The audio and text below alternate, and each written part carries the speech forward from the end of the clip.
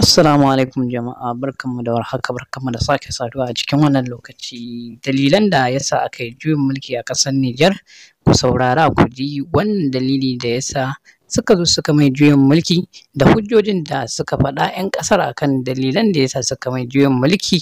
Don haka ku ji daga bakinsu gashi nan. Mun gode.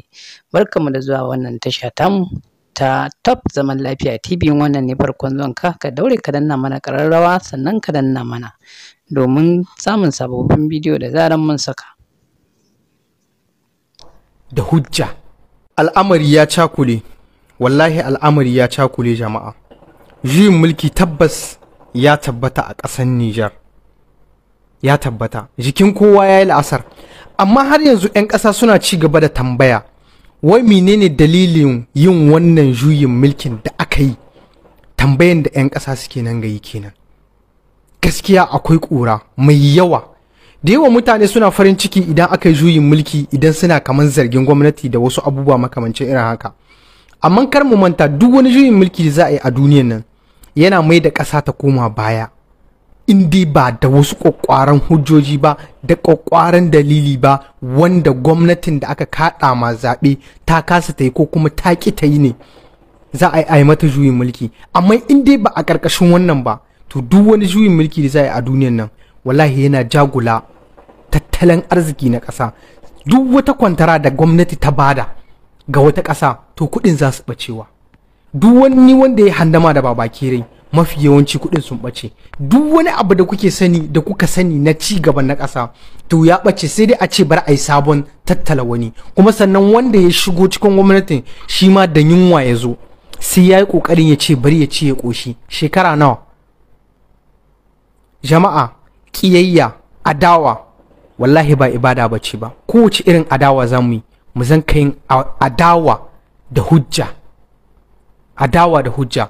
Duk mai son in mishi bayanin dalilin wannan kudeta da aka ce an yi, wane ne ma ya yi shi, da dai duk abubuwa da yawa da dama, to ku yi mini comment ku tambaye ni, zan binciko muku labaran in muku bayani insha Allah.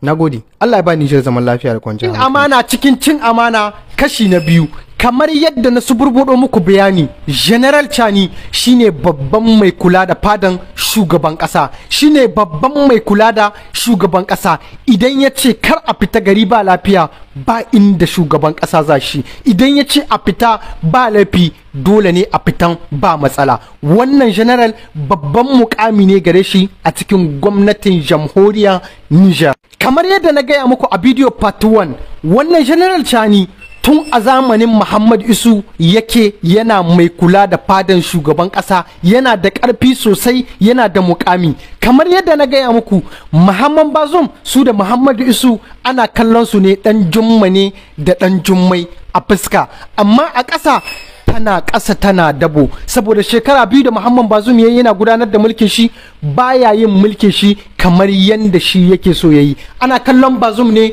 foto a cikin gwamnati, amma Muhammad Isu shi yake gudanar da abin da yake so a cikin gwamnati, kamar yadda na ruwaito a jaridun da suke bada labarai, ba ni na kirkiro abuna. Kamar yadda wasu raɗe-raɗi suke nunawa, Muhammad Isu yana da hannu dumu-dumu a cikin wannan juyin mulkin da aka yi. Sannan kuma Faransa da ta fito ta ce ba ta da hannu a ciki, ita ma tana da hannu dumu-dumu a cikin wannan juyin mulkin da aka tashi a yi. Sakamakon me ya faru?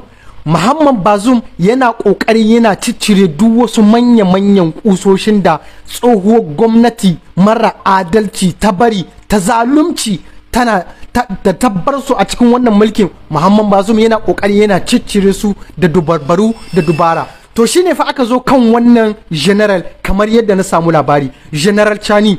A kwanakin can an cire wasu jami'ai mutum ko 5 ne ko 4, an dai kori wasu manya-manyan kusoshi waɗanda marasa gaskiya ne kamar yadda ake faɗa. To shine fa su ma aka zo ɓangaren waɗannan, aka zo ake ƙoƙarin za a kora su, za a kaɗa ƙeyar su, sai suka ce ubanwa ai ba za su fita ba, sai dai ma su yi arrestin ɗin shugaban ƙasa, su yi mai juyin mulki, su karɓi mulkin su.